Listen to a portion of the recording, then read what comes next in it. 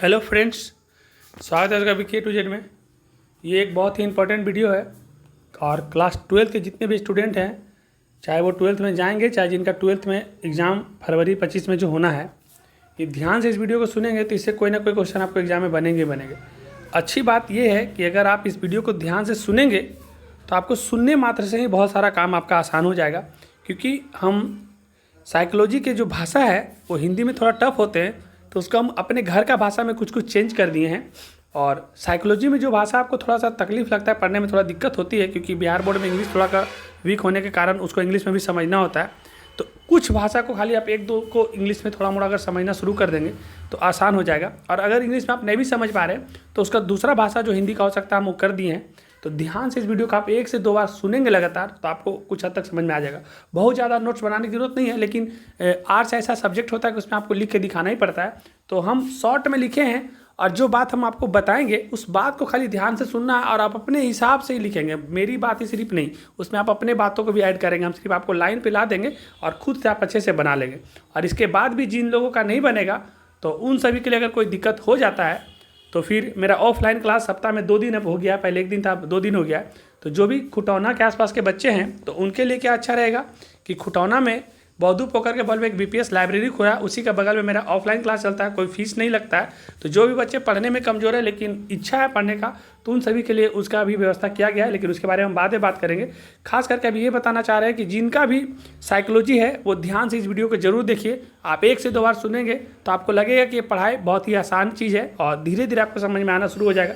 मेरे पास समय का कमी है, लेकिन फिर भी मैं शुरू कर रहा हूँ और जब जब मेरे को टाइम मिलेगा तो वीडियो लाएंगे आपके लिए, कोशिश करता हूँ। तो ध्यान से सुनिए, शुरू करते हैं।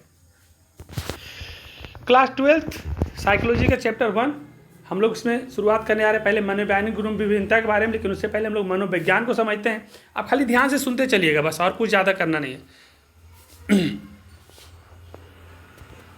मनोविज्ञान किसको कहते हैं? तो मनोविज्ञान जैसे हम लोग साइकोलॉजी देखते हैं ना, तो इसका होता है अर्थ साइके और इसका लोगस। तो साइके माने होता है मन और लोगस माने होता है अध्ययन। लोगस माने होता है मन का अध्ययन, मतलब जो आप मन में सोचते हैं, आपके मन में जो भावनाएं चलती है, मनोविज्ञान वही है कि मन का आपका जो विज्ञान है, जो मन का आपका अध्ययन करना है, वही है साइकोलॉजी। एक तरह से इसको और एक शब्द में कह सकते हैं तो ह्यूमन बिहेवियर, मतलब कोई भी इंसान कैसा बिहेव करता है उसको हम लोग साइकोलॉजी में समझते हैं। विज्ञान की वह शाखा है जिसमें मानव की अलग अलग व्यवहार, उसकी अवस्थाओं के बारे में पूरी तरह से अध्ययन किया जाता है। उसके बारे में पूरी तरह से अध्ययन किया जा सकता है कि कोई इंसान का सोचने का तरीका कैसा है, उसका समाज में उठने बैठने का तरीका कैसा है, छोटी छोटी बातों पे वो रिएक्ट कैसे करते हैं, ये सभी उनकी भावनाओं का अध्ययन किया जाता है कि आखिर इंसान है कैसे। और जब हम इंसान को समझना शुरू करते हैं तो साइकोलॉजी एक ऐसा टर्म है कि हम किसी भी प्राणी पे भी उपयोग करके देख सकते हैं। तो आगे बढ़ते हैं। नोट, मनोविज्ञान एक ऐसा विज्ञान है जो एक के बाद दूसरा, दूसरे के बाद तीसरा, एक तरह से बोल सकते हैं क्रम में, तीसरे के बाद चौथा, पांचवा, और क्रम से देखा जाने वाला व्यवहार है। कि मतलब कोई बच्चा है और मान लेते हैं कि जब बच्चा 1 सप्ताह का होता है तो ज़्यादा रिएक्ट नहीं करता है, लेकिन जब देखिएगा 1-2 महीना का हो जाएगा ना, और जब उसके आँख के सामने उंगली को आप इधर ले जाएंगे बायां, तो बायां तरफ उसका आँख जाएगा, फिर दाएं तरफ दाएं तरफ जाएगा। ये क्या है? एक छोटा सा बच्चा जो 1-2 महीना का बच्चा है, उसके भी आप दिमाग का अध्ययन कर रहे हैं, ये साइकोलॉजी है। तो मनोविज्ञान एक ऐसा विज्ञान है जिसमें एक के बाद दूसरा, दूसरे के बाद तीसरा, तीसरे के बाद चौथा, मतलब क्रमशः जब बच्चा वही बच्चा जो 1-2 महीना के बाद इधर उधर आँख से इधर उधर घुमाना देख रहा, आँख से इधर उधर फेरना सीखा, 5-6 महीना के बाद आप उसको देखेंगे तो धीरे धीरे आपको उंगली उसके सामने आँख में करेंगे तो आपका उंगली को हाथ में पकड़ लेगा। तो इससे पता चलता है कि उसका जो क्रम में विकास हो रहा है, तो उसका जो मन का भी विकास हो रहा है, उसका मन का भी अध्ययन हम कर सकते हैं, उसका मन का भी विकास हो रहा है, उसकी बुद्धि का भी विकास हो रहा है।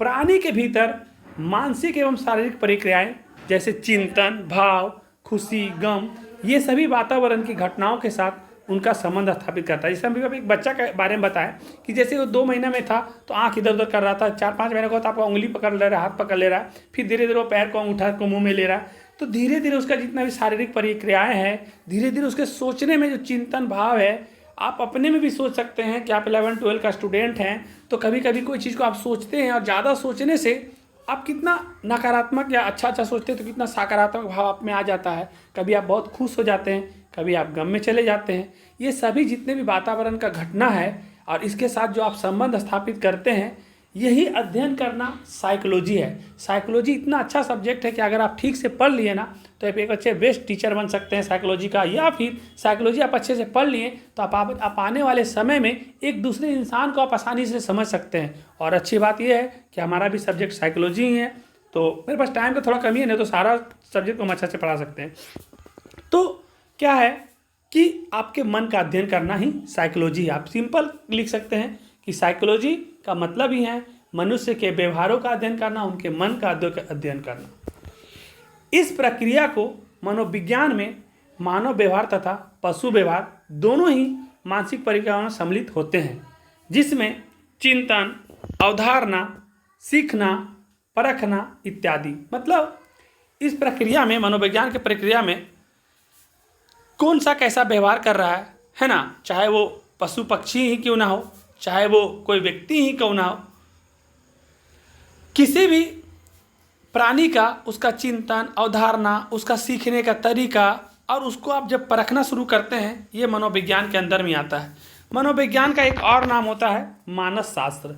मानस शास्त्र मतलब मानव का मनोदशा, मतलब जो मानव है, जो इंसान है, उसका मनोदशा कैसा है, उसके बारे में समझने का एक मौका मिलता है। अब हम लोग शुरू करते हैं। आज का जो आपका टॉपिक है मनोविज्ञान, तो आप समझ लिए, उसका मतलब समझ लिए। अब है आपका टॉपिक आज का कि मनोवैज्ञानिक गुणों में विभिन्नता है। आप लोग इंडिविजुअल डिफरेंस के बारे में बहुत सारा कुछ सुने होंगे कि इस सृष्टि में, इस प्राकृतिक में जितने भी लोग आप देखते हैं ना कुछ क्षेत्र में हर इंसान एक दूसरे से अलग है। आप सभी का चेहरा ही देखिए ना, आप लाखों लोगों को देख चुके होंगे, लेकिन कभी आपको जल्दी ऐसा लोग नहीं मिलता होगा कि दो आदमी का चेहरा एकदम एक ही जैसा मिले, बहुत कम ऐसा होता है। आप जितने भी लोगों से मिलेंगे सबका बात करने का, सबका आवाज़ भी अलग होता है। इतना ही नहीं, आप उनका हर तरह से देख सकते हैं, उनका पूरा आकार देख सकते हैं कि हर एक दूसरा चीज़ देखने में समान जरूर, लेकिन एक दूसरे से मिलता नहीं है और मिलना भी नहीं चाहिए। अगर ये पूरी सृष्टि सब एक जैसा हो जाता तो अच्छा लगता क्या। हम लोग एक दूसरे को समझ भी नहीं पाते, कौन क्या है, कौन किसके साथ जा रहा है, दूर से समझ भी नहीं पाते। तो ये जो भी चीज़ प्राकृतिक ने बनाया है, इंडिविजुअल डिफरेंस, ये काफ़ी ज़रूरी था और ऐसा होना ही चाहिए। अब हमको समझने में मौका ये, मतलब अब ज़्यादा समझने का मौका हम लोग को ये है कि जो इंडिविजुअल डिफरेंस है, लोगों में जो अलग अलग विभिन्नताएँ हैं, तो कितना तरह की विभिन्नता है, तरीका तो अनेक है, लेकिन कुछ विभिन्नता जो हम लोग को पढ़ना है, जैसे व्यक्तिगत विभिन्नता। व्यक्तिगत विभिन्नता का अर्थ है मानव के बीच मानसिक, शारीरिक और सांस्कृतिक तथा सामाजिक अंतर में भी देखा जा सकता है। जैसे कोई भी व्यक्ति का मानसिक स्थिति अलग अलग हो सकता है। कोई हो सकता है जो बड़ा शांत रहता है, कोई होता है बड़ा चंचल होता है, और कोई रहता ना शांत रहता ना चंचल, और न्यूट्रल रहते हैं। तो वो अपने मानसिक स्थिति के हिसाब से जाने जाते हैं कि ये व्यक्ति का मानसिक स्थिति ऐसा है कि न्यूट्रल रहते हैं, लेकिन किसी किसी का मानसिक स्थिति ऐसा है कि बड़ा चंचल रहता है। शारीरिक बनावट के हिसाब से भी विभिन्नता कर सकते हैं। कोई देखने में थोड़ा नाटा हो सकता है, कोई लंबा हो सकते हैं, कोई थोड़ा मोटा हो सकते हैं, मतलब अलग अलग तरह से हम डिफरेंस देख सकते हैं। सांस्कृतिक विभिन्नता है। अब सांस्कृतिक मतलब किसी लोग का कल्चर देखिए, अब धर्म को देखिए।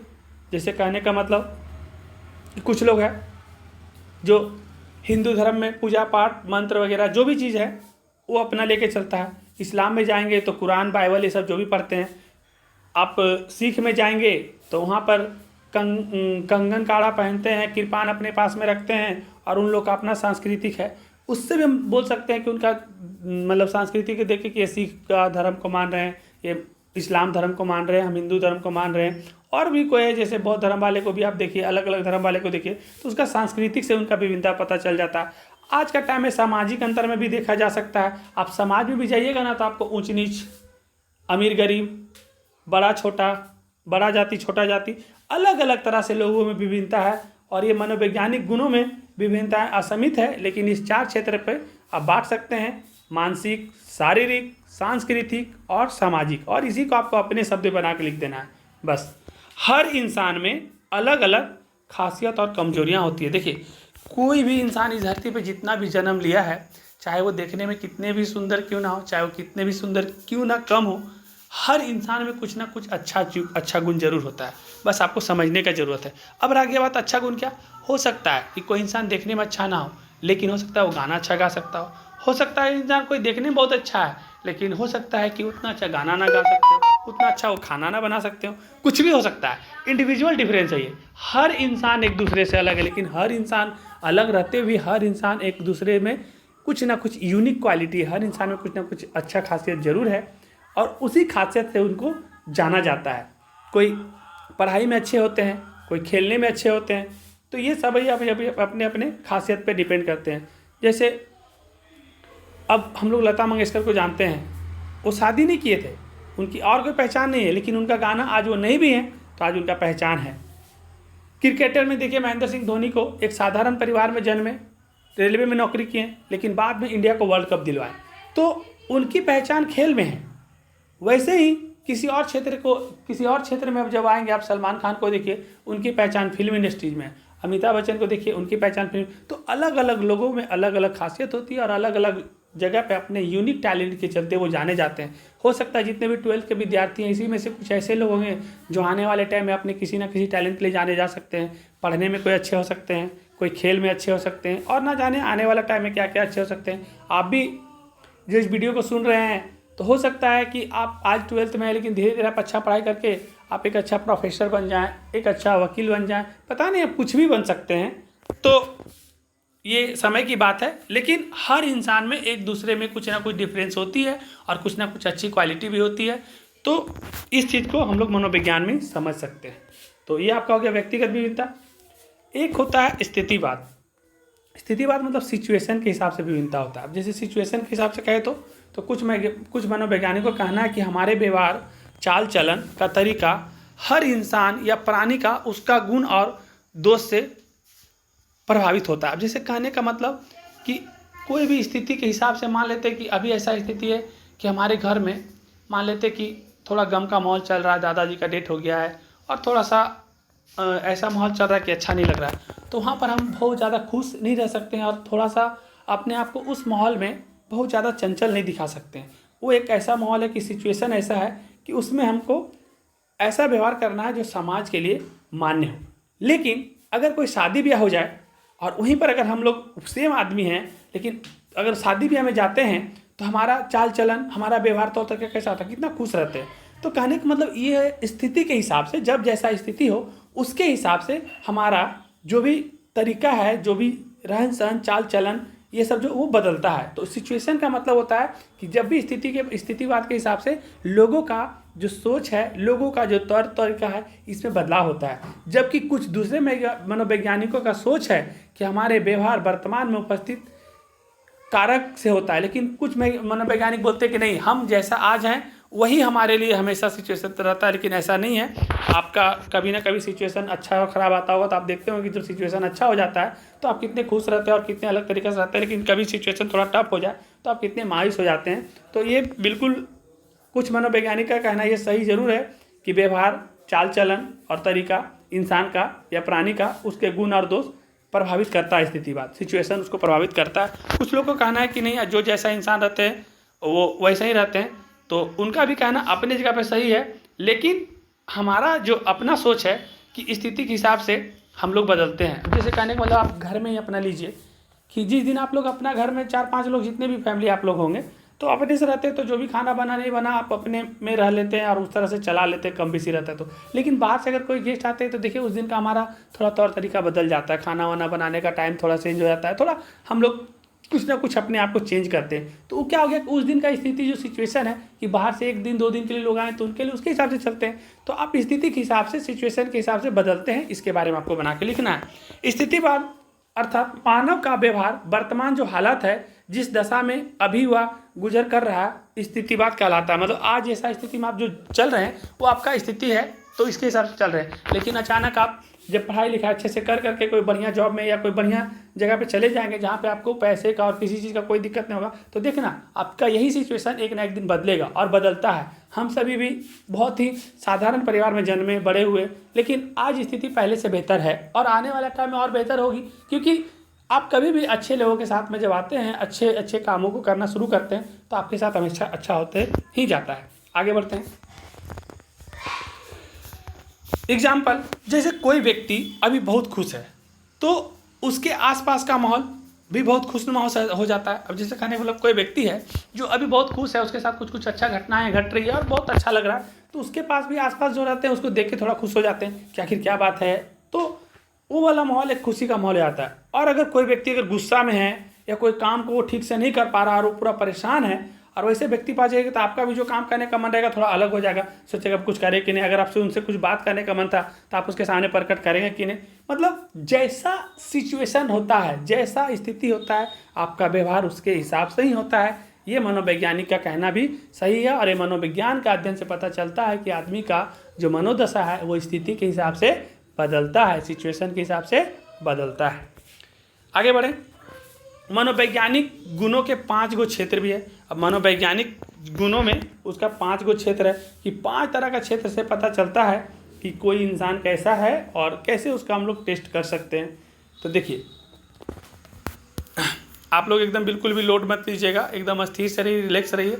आप 1-2 बार सुनिएगा, आपको समझ में आ जाएगा। हो सकता है शुरुआत में थोड़ा सा आपको लग रहा होगा, लेकिन हड़बड़ाइएगा नहीं, बस ध्यान से सुनते चलिए। तो चलिए, मनोवैज्ञानिक गुणों के 5 क्षेत्र को हम लोग शुरू करते हैं। पहला क्षेत्र है अभिक्षमता। अभिक्षमता मतलब देखिए लिखा हो अभिक्षमता मतलब आप में कितना है क्षमता। अभिक्षमता मतलब एप्टीट्यूड। एप्टीट्यूड मतलब आप में क्या है क्षमता।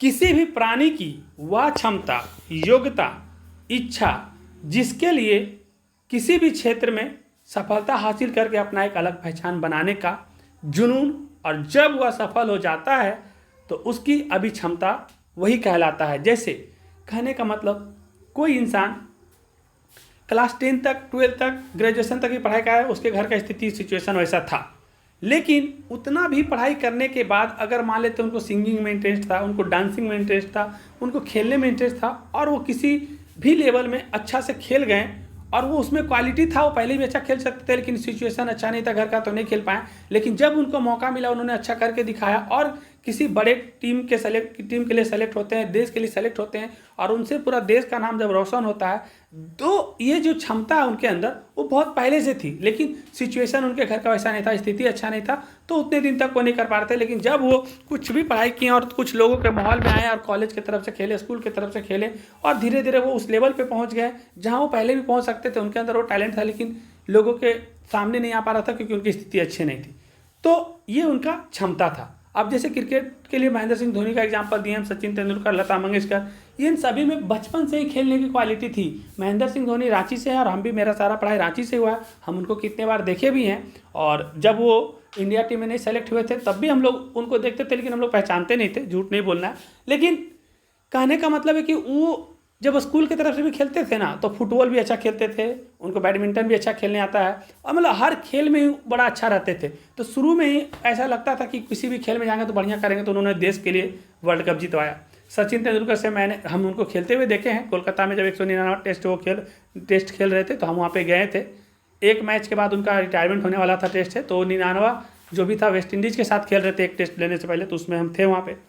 तो जितने भी लोग हैं जो अपने अपने फील्ड में अपना अच्छा पहचान बना करके रखे हुए हैं, तो कहीं ना कहीं उनके अंदर वो क्षमता थी। हो सकता है आप जो मेरे इस वीडियो को देख रहे हैं या सुन रहे हैं, तो आप में भी कुछ ना कुछ क्षमता होगा जो भी आपको नहीं पता चल रहा है, लेकिन हो सकता है आपके अंदर इच्छा होगी और आज उसको आप पूरा नहीं कर पा रहे। लेकिन जब भी आपकी सिचुएशन अच्छी होगी, जब भी आपकी स्थिति अच्छी होगी और जब भी कभी आप उसको पूरा कर पाएंगे, तो अंदर में आपकी क्वालिटी है। और सबके अंदर कुछ ना कुछ क्वालिटी होती है जिसको समय आने पर आदमी को दिखाना चाहिए। आगे बढ़ते हैं। अभिक्षमता को शिक्षा और प्रशिक्षण द्वारा प्राप्त भी किया जा सकता है और बढ़ाया भी जा सकता है। देखिए, कुछ लोगों का ऐसा लगता है कि नहीं, हम गाना तो अच्छा गा लेते हैं, गाने का तो मन मेरा है, लेकिन नहीं हमसे नहीं हो पाएगा, ऐसा संकोच करते हैं। लेकिन अगर किन्हीं का संकोच है, लेकिन अगर आप उस क्षेत्र में, जिस क्षेत्र में भी, खाली गाना की बात क्यों करें, किसी भी क्षेत्र में अगर आप आगे बढ़ना चाहते हैं, तो कहने का मतलब आप उस क्षेत्र के लिए अगर थोड़ा मोड़ा आपको हेजिटेशन है, तो आप उसका प्रशिक्षण लेकर के आप अपनी अभिक्षमता को बढ़ा भी सकते हैं। ऐसा नहीं कि अगर कहने का मतलब आज थोड़ा सा मेरा शौक था और उसको पूरा करने के लिए मेरे पास सारा संसाधन नहीं, लेकिन जिस दिन संसाधन होगा तो आप उसको प्राप्त भी कर सकते हैं, उसको बढ़ा भी सकते हैं। ऐसा नहीं कि आज मान लेते कोई ठीक से नहीं पढ़ पा रहा, आज उसको समझ में नहीं आ रहा तो उसको कभी पढ़ने नहीं आएगा। एक टाइम में हम लोग को भी पढ़ाई उतना समझ में नहीं आता था, लेकिन आज का टाइम में पढ़ाई में बहुत आसान लगता है। तो वही चीज़ है कि ऐसा नहीं कि इसको बढ़ाया नहीं जा सकता, धीरे धीरे प्रैक्टिस कर करके, प्रशिक्षण ले करके और अच्छे लोगों के साथ रह करके आप किसी भी चीज़ को अच्छे कर सकते हैं और उसको बढ़ा सकते हैं, उसको ठीक भी कर सकते हैं। जैसे अभी आप जो पढ़ रहे हैं, अभी आपको लिखने बोला जाए तो थोड़ा मुश्किल लगता है कि पूरा सारा कितना लिखेंगे, इतना पढ़ने का क्या ज़रूरत है। कोई ऐसा आसान तरीका दे जिसमें आसानी से 10 क्वेश्चन करें, उससे पास हो जाए। आज थोड़ा आपको तकलीफ लग सकता है, लेकिन जिन्होंने ये समझ लिया कि हम जितना लिखेंगे मेरा राइटिंग अच्छा होगा, जितना हम अपने अंदर इस नॉलेज बुद्धि को डालेंगे तो समाज में सारा दिन काम आएगा, और जब तक हम रहेंगे तब तक कि मेरे को डेवलपमेंट ही करेगा। ये आपके लिए इनबॉर्न टैलेंट बढ़ाएगा, आपके अंदर वो गुण बढ़ाएगा जो अभी आपको तकलीफ दे रहा है, बाद में आपको बहुत सुख देगा, बहुत आराम देगा। एक बार ज़िंदगी में 2 से 3 साल 5 साल अच्छा से मेहनत करके पढ़ाई कर लेते तो पूरा जीवन आप आराम से रह सकते। हम लोग बहुत तारीफ नहीं करते, लेकिन आज हम लोग का लेवल में ज़िंदगी में इतना लेवल हो गया कि अब हम लोग बहुत कुछ नहीं भी करेंगे तो अपनी ज़िंदगी को बहुत अच्छे तरीक़े से जी सकते। लेकिन हाँ, एक टाइम ऐसा था कि खाना नहीं भी मिला, बहुत ही तकलीफ हुआ, बहुत ही अगल बगल लोगों ने बहुत कुछ बोला, लेकिन ध्यान से हम लोग सुनते गए और अपना पढ़ाई में लगे रहे।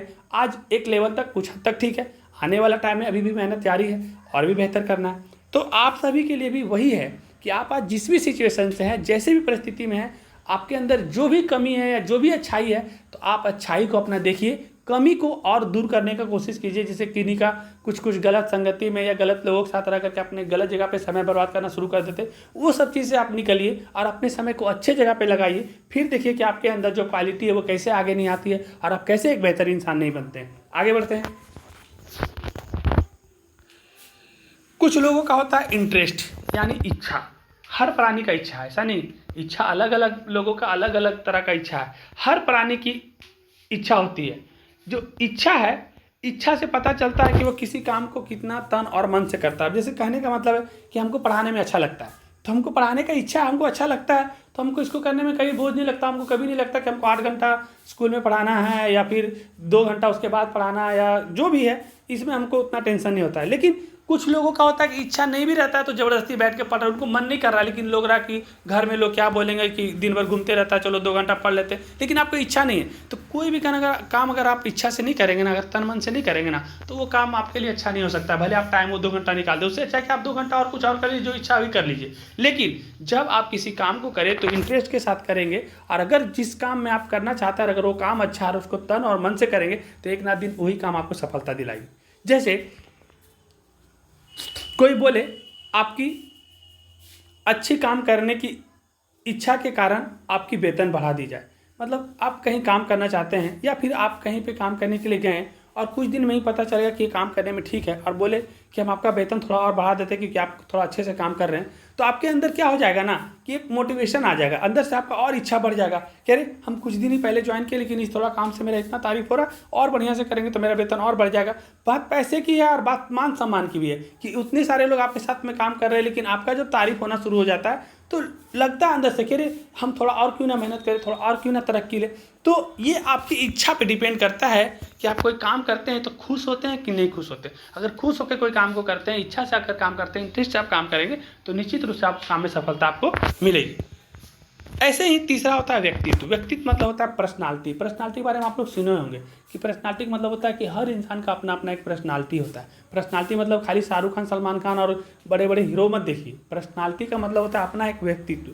जैसे हम लोग का व्यक्तित्व ऐसा है कि हम लोग को कोई भी काम मिलता है तो उसको हम बड़ा इंटरेस्ट के साथ करते हैं। खेलना है तो अच्छे से खेलेंगे, पढ़ना है तो अच्छे से पढ़ेंगे, मौका मिला तो डांस भी कर लिए, गाना भी गा लिए। तो कहने का मतलब हर आदमी का अपना एक पर्सनालिटी और एक व्यक्तित्व होता है कि कोई इंसान एक ही काम को बार बार करना नहीं पसंद करता, और कोई इंसान होता है कि इतना भी तरह का काम है वो सारा काम को करना पसंद करता है। तो प्राणी का वह गुण जो उसे किसी दूसरे व्यक्तियों से अलग बनाती है वही है उसकी पर्सनालिटी।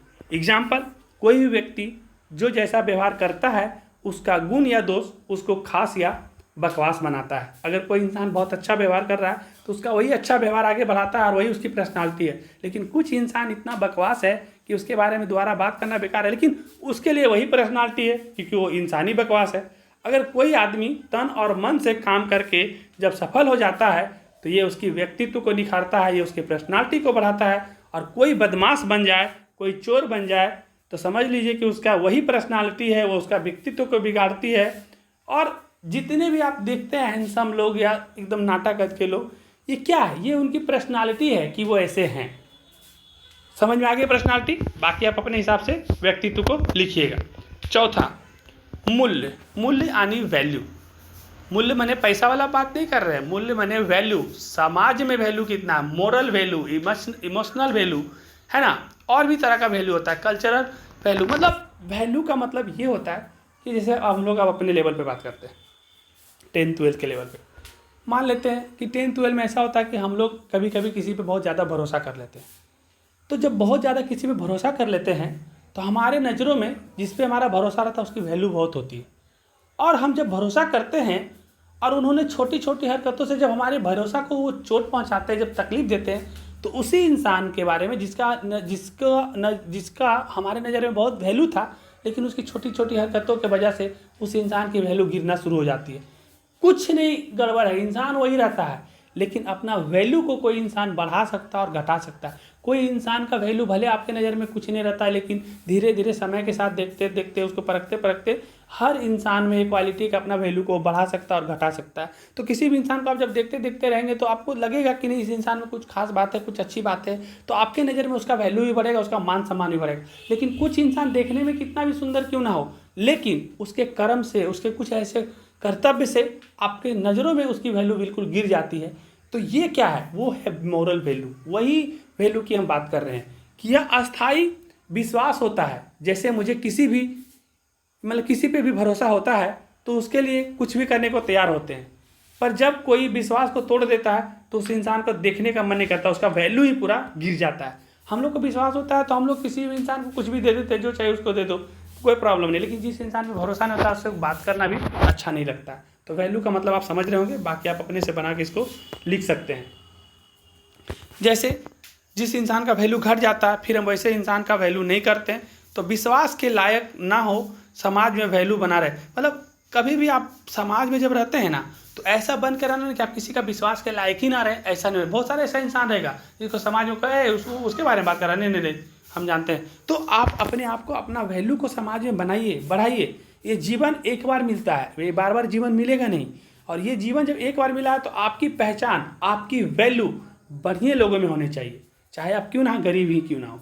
इसके लिए लोगों का अच्छा व्यवहार होना बहुत ज़रूरी है। कभी भी हम आज ही एक कोट सुनाए थे कि हम लोगों के साथ अच्छा व्यवहार करें, ये मेरा धर्म है, लेकिन दूसरे लोग मेरे साथ अच्छा व्यवहार नहीं करें, ये उनका कर्म है। तो कहने का मतलब है कि कोई भी इंसान जो भी जैसा करता है वो अपने लिए करता है, लेकिन इंसान वैल्यू वही कमाता है जो समाज में और कहीं भी अपना व्यवहार को अच्छा रखता है। आगे बढ़ते हैं। 5वां है बुद्धि, यानी कि इंटेलिजेंस।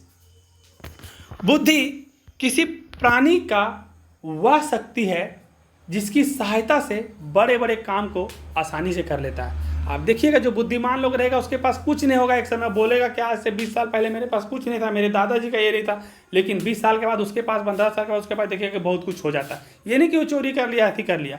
किसी भी काम को करने के लिए इंटेलिजेंस चाहिए, और कुछ लोगों के पास इंटेलिजेंस इतना होता है कि वो पहले कुछ नहीं होते, लेकिन धीरे धीरे बहुत कुछ हो जाते हैं। आप देखे होंगे कि कोई बुद्धिमान व्यक्ति आपकी अपने पूरे परिवार की जिम्मेवारी को अच्छे से निभाता है और समाज में बड़ा काम करके भी दिखाता है, उनका नाम और वैल्यू भी बचा हुआ रहता है। वो किसी भी कठिन काम को अपने बुद्धि से आसान करके कर लेता है।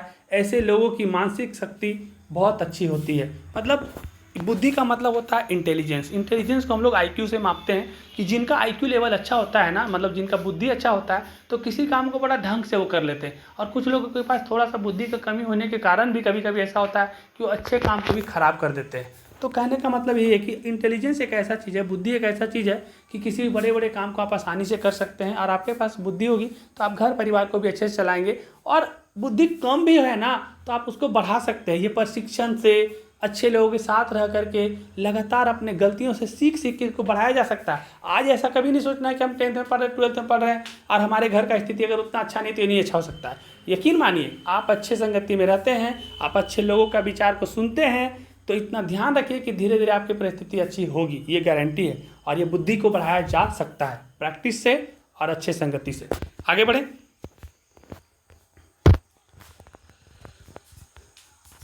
तो यहाँ तक ये हो गया आपका मनोवैज्ञानिक गुणों में विभिन्नता, और मनोविज्ञान क्या है बता दिए। अब आपका जो बच गया है कि मूल्यांकन, तो मूल्यांकन की विधियां बारे में भी कुछ कुछ बता देते हैं। हम शॉर्ट में लिख देते हैं, बस मेरी बात को सुनते रहिए, बोर मत होइएगा। थोड़ा सा तकलीफ हो तो आप वीडियो को रोक करके अपना कुछ काम कर लीजिए, लेकिन फिर से आप वहाँ से सुन करके इसको पूरा जरूर करिएगा। तो आगे बढ़ते हैं। मूल्यांकन की विधियाँ, किसी व्यक्ति या वस्तु की योग्यता और महत्व को जांचना। मतलब मूल्यांकन मतलब क्या है? मूल्यांकन मतलब समझते हैं, जैसे आप कोई परीक्षा देते हैं, तो कोई परीक्षा दे करके आप चल आते हैं, लेकिन वो परीक्षा क्यों लिया जाता है? तो परीक्षा इसलिए लिया जाता है कि जैसे मान लीजिए क्लास में हमने 50 लोगों को पढ़ाया, तो 50 लोगों को पढ़ाया, 50 लोगों को एक ही साथ क्लास में बैठा के पढ़ाया, लेकिन 50 लोग एक जैसा नहीं हो सकते, 50 लोग का नंबर एक ही जैसा नहीं आ सकता, 50 का कॉपी एक ही जैसा लिखा नहीं जा सकता, 50 लोग का सोच एक जैसा नहीं हो सकता। तो 50 लोगों का जब एग्ज़ाम लेंगे तो उसमें मूल्यांकन करेंगे, जब देखेंगे चेक करके तो पता चलेगा कि हमने इतना सारा चैप्टर पढ़ाया, मान लें 5 चैप्टर पढ़ाया, 5 चैप्टर से क्वेश्चन सभी के लिए बराबर पूछा, तो कुछ लोगों की कॉपी बहुत अच्छी है, कुछ लोगों की एवरेज है, कुछ लोगों की अच्छी नहीं है। तो इससे ये पता चलता है कि किन्होंने कितना सीखा है, तो वे उसका जाँच हुआ। क्या हुआ? कॉपी से पता चला कि कुछ लोगों ने कौन कौन सीखा और कौन कौन लोगों को समझ में नहीं आया। तो मूल्यांकन मतलब आप समझ गए कि किसी को परखना, किसी को जाँचना। अब देखिए मूल्यांकन कितना तरीका से, हम लोग कभी कभी नौकरी के लिए फॉर्म वगैरह भरते हैं, तो परीक्षा देके पता चल जाता है किसको ने पास किया तो नौकरी मिलेगा, किसी को नहीं पास किया तो नौकरी नहीं मिलता है। कुछ जगह पे हम लोग बिना परीक्षा दिए हुए भी उसको परख सकते हैं, किसको नौकरी पे रखा जा सकता है, या फिर इसके साथ आगे रिश्ता बढ़ाया जा सकता है, या इसके साथ आगे जीवन चलाया जा सकता है कि नहीं। तो कहने का मतलब उसका एक पहला है साक्षात्कार। साक्षात्कार मतलब समझ में आ गया तो ठीक है, नहीं तो आप इंटरव्यू समझते हैं, अगर इंटरव्यू नहीं समझते हैं तो काउंसलिंग समझते हैं। ये कुछ भी अगर आप तीनों में से समझते हैं तो आपको समझ में आ जाएगा। तो साक्षात्कार में व्यक्ति से बातचीत करके उसकी क्षमताओं, गुणों और योग्यताओं का पता लगाया जा सकता है। जैसे आपको कोई नौकरी चाहिए और आपको जिस लेवल का नौकरी चाहिए, तो आपको उस लेवल के हिसाब से आपसे कुछ क्वेश्चन पूछे जाएंगे, आपसे बातचीत किया जाएगा। किसी भी नौकरी का एग्जाम्पल आप ले सकते हैं। कहने का मतलब कोई कंपनी में काम करना चाहते हैं, या किसी ऑफिस में काम करना चाहते हैं, स्कूल में काम करना चाहते हैं, तो आपको उस लेवल से पूछा जाएगा कि आप स्कूल में काम करना चाहते हैं तो आप पहले कभी पढ़ाए हैं कि नहीं पढ़ाएं। पढ़ाई में नहीं काम करना चाहते, नॉन टीचिंग में काम करना चाहते हैं मान लेते हैं, तो नॉन टीचिंग में आप किस तरह का काम करेंगे? तो ऑफिशियल वर्क करेंगे, तो पहले कभी आप ऑफिस का काम किए हैं कि नहीं किए हैं तो कितना दिन तक किए हैं, क्या क्या काम आता है आपको, MS वर्ड आता है कि नहीं, एक्सेल आता है कि नहीं, पावर पॉइंट आता है कि नहीं, और क्या काम किए नहीं किए। तो बात कर करके क्या होता है कि उनकी क्षमताओं को हम लोग जानते हैं, और जब क्षमताओं को जानते हैं तो उनका योग्यता पता चलता है कि इनको कितना पैसा देना चाहिए, इनको नौकरी पे रखना चाहिए कि नहीं रखना चाहिए। तो ये जो साक्षात्कार होता है ये नौकरी के लिए भी हो सकता है, शैक्षणिक साक्षात्कार भी हो सकता है। कुछ लोगों को हम लोग कहीं कहीं पे एडमिशन लेते हैं तो पहले परखते हैं कि ये बच्चा एडमिशन लेने लायक है कि नहीं हमारे स्कूल में। देखिएगा छोटा छोटा बच्चा को भी आजकल प्राइवेट स्कूल में कि भैया इसको थ्रू में लिखना है, 4 क्लास में लिखना है, तो 3 या 4 क्लास के लिए है कि नहीं। तो हम कॉपी पेपर पर नहीं लिखवाते, उससे मौखिक पूछ लेते हैं कि आप बताओ कि चलो आपको टेबल कहाँ तक आता है, आपको काउंटिंग कहाँ तक आता है, आप कितने कलर का नाम जानते हैं, कितने फ्रूट का नाम जानते हैं। और इस तरह से हम लोग साक्षात्कार करते हैं शैक्षणिक करके। और ये बड़े बड़े लेवल में भी होता है, इंजीनियरिंग वगैरह में भी बढ़िया बढ़िया कॉलेज में जाने के बाद आप एग्जाम पास करके जाएंगे, उसके बाद भी आपको साक्षात्कार काउंसलिंग कराना ही पड़ेगा, और उसके बाद ही आपका एडमिशन होता है। तो आप साक्षात्कार को अपने हिसाब से लिख दे सकते हैं ऐसे कि बातचीत करके जब उसके बारे में, उसके क्षमताओं को पता करते हैं, उसकी अच्छाई को पता करते हैं, वो कितना योग्य है, उसको कितना तक इनकम मतलब पेमेंट उसको देना चाहिए, कितना तक उसको रखना चाहिए। साक्षात्कार से किसी का शादी ब्याह के बारे में भी पता किया जा सकता है। जैसे आप मान लेते हैं कि शादी करना है, अब शादी करना है तो मान लेते हैं हम एक लड़का है, एक लड़की से शादी करना है, तो हम लोग जब एक मीटिंग करते हैं, बैठते हैं, तो एक दूसरे से जब बात करते हैं तो हम लोग पूछते हैं कि आपको क्या पसंद है, नहीं पसंद है, बहुत सारा बात। अब इतना सारा बात करना ठीक नहीं लग रहा है, लेकिन आप इतना समझ लीजिए कि काउंसलिंग से उसके बारे में पता चलता है कि सोच कैसा है ना, कितना तक उसके साथ मेरा मन मिल रहा है कि नहीं मिल रहा। क्योंकि जीवन में किसी के साथ आगे बढ़ने के लिए मन मिलना बहुत ज़रूरी है। अगर आपका किसी के साथ मन नहीं मिलेगा तो ये जीवन भी आगे नहीं चलेगा, क्योंकि ये जीवन एक दिनों का है नहीं, और ये इतनी भी लंबी नहीं है कि 200-400 सालों का, लेकिन ये जितने भी दिनों का है तो आपको मिल मिला के ही चलना और एक दूसरे को समझ के ही चलना होता है। तो आप समझ गए हमें साक्षात्कार का मतलब। आगे बढ़ें। एक होता है मनोवैज्ञानिक परीक्षण। अब मनोवैज्ञानिक परीक्षण मतलब समझे, नहीं समझे तो देखते। मनोवैज्ञानिक परीक्षण एक तरीका है जिससे हम किसी व्यक्ति के दिमाग और भावनाओं को समझते हैं।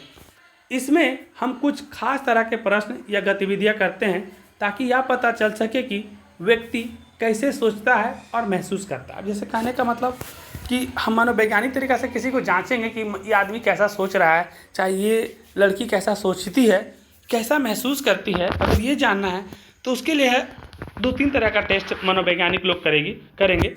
जैसे एक होता है IQ टेस्ट। IQ टेस्ट में क्या होता है कि जिनका IQ 110 से ऊपर होता है ना, उन लोग का बुद्धि अच्छा होता है, वो लोग कोई भी काम को तुरंत कर लेंगे और तुरंत समस्या का हल तक पहुँच जाते हैं। लेकिन जिनका IQ कम होता है तो किसी काम को करने में थोड़ा वो डल होते हैं, मतलब थोड़ा टाइम लगता है, थोड़ा सोचने में भी उसको थोड़ा टाइम लगता है। तो जैसे IQ टेस्ट यह एक प्रकार का परीक्षण है जो देखता है कि व्यक्ति कितनी जल्दी से और सही तरीके से तुरंत समस्याओं को सुलझा देता है। तो जिसका आईक्यू जितना अच्छा रहेगा ना, वो मैथ बहुत ज़्यादा अच्छा बनाएगा। जिनका आईक्यू ज़्यादा रहेगा वो रीजनिंग मतलब समझते हैं ना, रीजनिंग मतलब एक ब्लड रिलेशन होता है कि आपके फुआ का, दीदी का, चाची का, मम्मी आपकी कौन लगेगी। अभी ये हम लोग को सोचे इतना सारा तो भूल गए, और जिनका नॉलेज तेज रहता है वो फटाफट बता देंगे कि हाँ ये रिलेटिव होगा, ये लगेंगे। वैसे ही मैथ्स में कैलकुलेशन में बोलेगा 13 × 12 × 15 × 18, तो कोई लोग तुरंत आंसर बता देगा, इसका ऐसे आंसर होगा। तो ये आईक्यू जिनका अच्छा होता है किसी चीज़ को तुरंत कर लेते हैं। तो मनोवैज्ञानिक परीक्षण से भी आपका आईक्यू से पता चल जाता है कि आप किस काम को बढ़िया तरीक़ा से कर सकते हैं। आगे बढ़ते हैं। दूसरा है व्यक्तिगत परीक्षण। व्यक्तिगत परीक्षण में मतलब होता है कि यह जानने में मदद करता है कि कैसा इंसान है, जैसे कि कितने मिलनसार है या कितने धैर्यवान है। कहने का मतलब अभी हम लोग साइकोलॉजी का बात कर रहे हैं, मन का विज्ञान, मन का अध्ययन।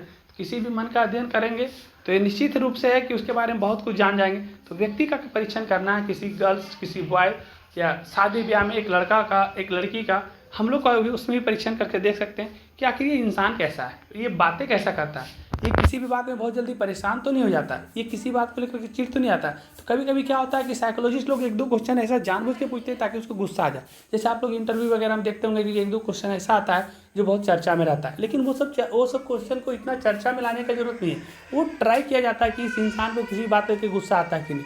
तो आपको अपने आप को धैर्यवान बनाना है। किसी के सामने बातचीत करते हैं तो ये नहीं कि 2 मिनट के लिए उससे अच्छा से बात कर ले फिर अपना स्वभाव को चेंज कर ले।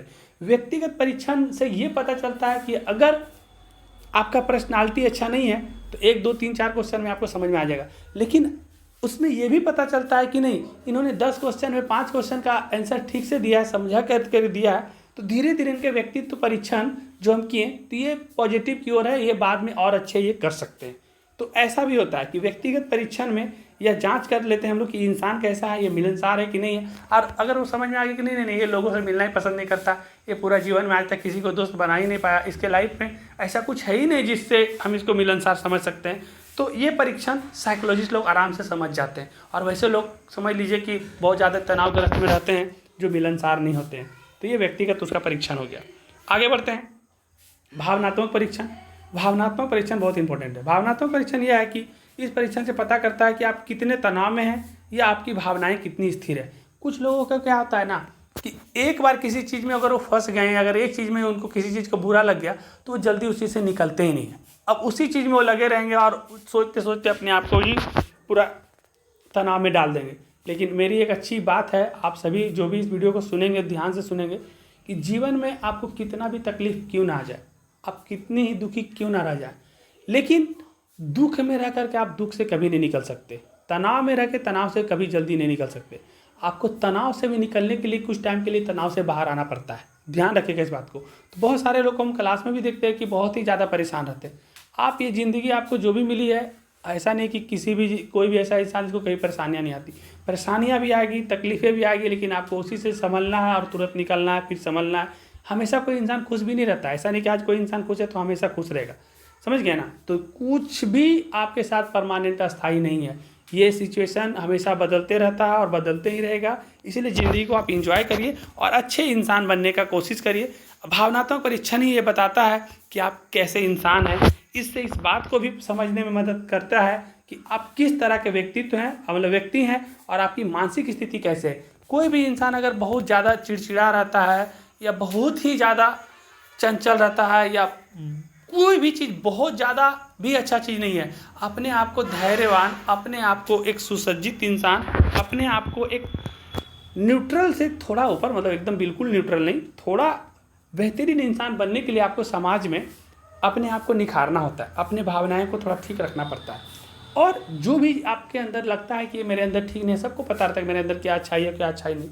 तो जिस दिन आपको ये समझ में आने लगे कि मेरे अंदर में क्या चीज़ अच्छाई नहीं है, तो उसको सुन करके आपको घबराना नहीं, परेशान नहीं होना, उसको दूर करने का कोशिश करना है। और जिस दिन ये आप समझ गए तो समझ लीजिए कि आप एक बेहतर इंसान बनने जा रहे हैं। और आपके भावनात्मक जो परीक्षण होगा वो धीरे धीरे आपके अच्छे होते चली जाएगी और आप अपने आप को तनाव से भी हमेशा कभी भी छोटे छोटी चीज़ों से बाहर तुरंत निकाल पाएंगे।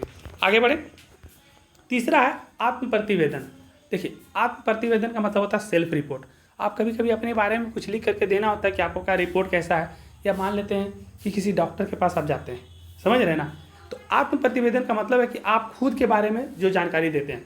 जैसे आप किसी डॉक्टर के पास जाते हैं, अब डॉक्टर के पास गए हैं, और डॉक्टर के पास क्यों जाएंगे, ऐसे तो हम बातचीत करने थोड़ी ना जाएंगे, कुछ हुआ तभी जाएंगे। जब आप डॉक्टर के पास क्लिनिक में जाते हैं तो आपसे पूछा जाता है कि आप कैसा महसूस कर रहे हैं, तो आपको क्या क्या दिक्कतें हैं, तो हम लोग बताते हैं कि डॉक्टर साहब आपके पास आए हैं, 2-3 दिन पहले सब ठीक ही चल रहा था, आज मेरा मन थोड़ा भारी भारी लग रहा है, 2-3 दिन से भूख कम लग रहा है, या जो भी आपकी दिक्कतें हैं, तो आप अपना रिपोर्ट में उनको जैसा बताते हैं उसके हिसाब से आपका इलाज होता है ना। उसमें व्यक्तित्व कुछ प्रश्नावली भी होता है, जैसे आपको क्या पसंद है, क्या नहीं पसंद है, आपका स्वभाव कैसा है, ये सब पता चल जाता है आपसे पूछ करके। तो ये है आत्म प्रतिवेदन सेल्फ रिपोर्ट में, कि आपका स्वास्थ्य संबंधी जानकारी, आपके पर्सनल लाइफ के लिए क्या आपको पसंद है, क्या आपको नहीं पसंद है, ये सब से आपका स्वभाव, आपका भावना और आपका जो ऊपर बताएं, ये सारा कुछ पता चलता है। उसके बाद चौथा पॉइंट में आते हैं, नहीं तीसरा में ही, भावनात्मक स्थिति के बारे में। आपसे पूछा जाता है कि आप किस काम को करके खुश होते हैं। अब जैसे कभी आपसे कोई पूछ दे कि आप किस काम को करके खुश होते हैं, कुछ लोग बोलेगा कि हम कभी बाहर जाके घूमना, दोस्तों के साथ में घूमना, बाहर खाना, और पता नहीं कोई कुछ भी बोल सकता है, मेरा ही जैसा क्यों। तो कहने का मतलब कि आपसे पूछा जाता है कि आप किस काम को करके खुश होते हैं, तो आपका अपना अपना काम हो सकता है। आप लिखिएगा कि हम इस काम को करके खुश होते हैं, तो उससे हमारी भावनात्मक स्थिति बहुत अच्छी हो जाती है। लेकिन कोई काम करके आप बहुत ही तनाव आ जाते हैं, परेशान आ जाते हैं, तो आपको इसमें भी लिखना भावनात्मक स्थिति, इससे कि हमारी भावनात्मा को थोड़ा ठेस पहुँचता है और हम अच्छा अनुभव नहीं कर पाते हैं, उस समय हमारी सिचुएशन अच्छा नहीं रहती, स्थिति उस समय हमारी अच्छी नहीं रहती, लेकिन इससे धीरे धीरे हम लोग फिर बाहर आ जाते हैं। तो ये भावनात्मक स्थिति को आप अपने से बना करके लिखना है। ऐसा कोई ज़रूरी नहीं कि जितना सारा बोल रहे सिर्फ मेरा ही बात चलेगा, आप अपने मन से भी ये सब को लिख लेते हैं। साइकोलॉजी का मतलब बस इतना है, साइके प्लस लॉजी, यानी मन का विज्ञान, मन का अध्ययन। तो आप मन का अध्ययन अलग अलग तरीक़ा से कर सकते हैं, सबका मन एक ही जैसा थोड़ी ना है। आगे बढ़ते हैं। चौथा है व्यक्ति अध्ययन, केस स्टडी। अब मान लीजिए किसी भी व्यक्ति के बारे में पूरा गहराई से अध्ययन करना है कि ये व्यक्ति कैसा है, इसका सोच कैसा है, ये कैसे यहाँ तक आया, कैसे यहाँ तक पहुँचा, बहुत तरीक़ा से उसका गहराई से जब अध्ययन करेंगे तो पता चलेगा कि एक इंसान, जैसे मान लेते कि आप जीवनीय पढ़ते हैं, बालकृष्ण भट्ट का ही पढ़ाए थे, तो उन सभी ने वहाँ से जन्म लेकर के साधारण पढ़ाई लिखाई करके कैसे एक अच्छे लेखक बने और कैसे अलग अलग क्षेत्रों में उन्होंने अपना नाम कमाया। तो उनका पूरा हम लोग केस स्टडी करते हैं, उनके पूरा व्यक्तित्व का अध्ययन करते हैं, उनके जीवनी को हम लोग पढ़ते हैं। आप लोग किसी बच्चे का भी अध्ययन कर सकते हैं। अभी हम बच्चे वाला एग्जाम्पल स्टार्टिंग में दिए थे, और भी आप बच्चे का 6 साल का 8 साल का बच्चे का भी अध्ययन कर सकते हैं कि 6 साल 8 साल का जो बच्चा होता है ना, वो दोस्त बनाना बड़ा पसंद करेगा, ग्रुप में रहना लोग पसंद करता है कि नहीं। लेकिन वही बच्चा जब 13-14 साल का हो जाता है, जब टीन एज में आ जाता है, तो उसको अपना दोस्त, तो अपना हम उम्र वाला लोग दोस्त ज़्यादा पसंद होता है। उस उम्र में मम्मी पापा का बात थोड़ा ज़्यादा तकलीफ देता है, मम्मी पापा उसको डाकू जैसा नज़र आते हैं। लेकिन ये उम्र ऐसा होता है कि आदमी को ऐसा लगता है, लेकिन बच्चे का अध्ययन करके हम लोग समझ जाते हैं कि ये आज ऐसा ज़रूर है, लेकिन धीरे धीरे जैसे जैसे टाइम बीतता है तो उसका सिचुएशन, स्थिति बदलती है और उनके सोच में वृद्धि होती है, तो फिर वो अपने आप को अच्छे लेवल तक पहुंचा पाते हैं।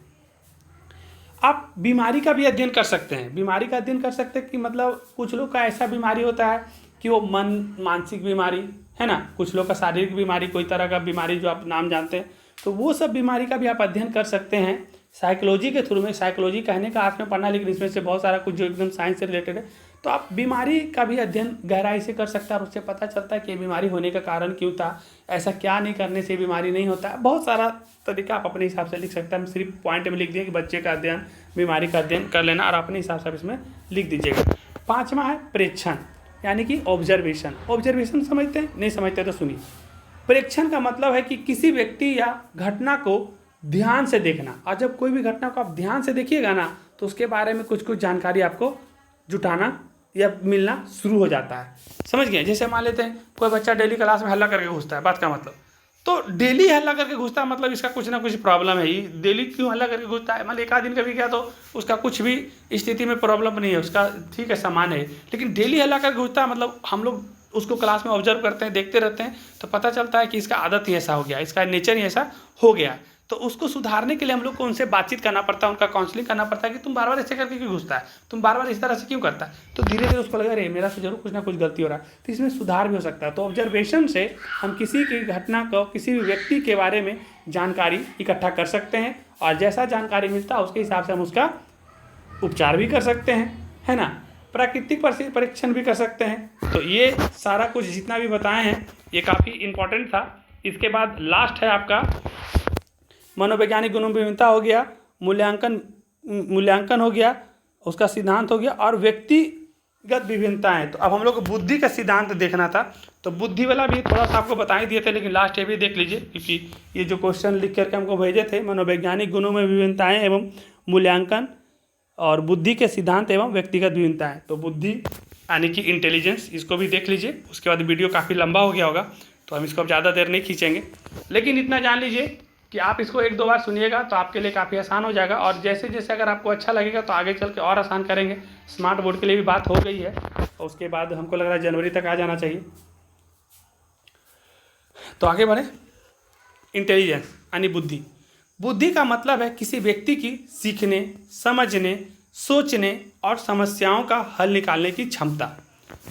मतलब बुद्धि को हम कह सकते हैं कि कोई इंसान है, ठीक है, 2 इंसान ही लीजिए ना, कोई इंसान के 2 इंसान ही लीजिए, और दोनों एक ही स्कूल में एक ही क्लास में बैठता है, लेकिन एक होता है कि किसी चीज़ को जल्दी सीख जाता है और किसी लोग को टाइम लगता है।